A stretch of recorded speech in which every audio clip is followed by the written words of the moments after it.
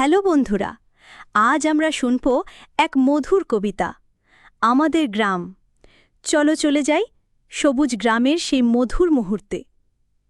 আমাদের ছোট গায়ে ছোট ছোট ঘর, থাকি সেথা সবে মিলে, নাহি কেহ পর। পাড়ার সকল ছেলে মোরা ভাই ভাই, একসাথে খেলি আর পাঠশালে যায়। হিংসা ও মারামারি কভু নাহি করি, পিতা মাতা গুরুজনে সদা মোরা ডরি।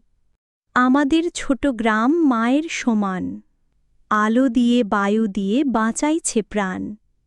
মাঠ ভরা ধান আর জল ভরা দিঘি, চাঁদের কিরণ লেগে করে ঝিকিমিকি।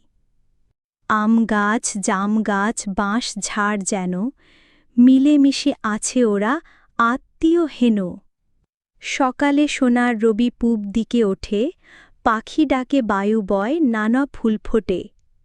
এই ছিল আমাদের প্রিয় গ্রামের গল্প। তোমাদের গ্রাম কেমন? কমেন্ট করে জানাও।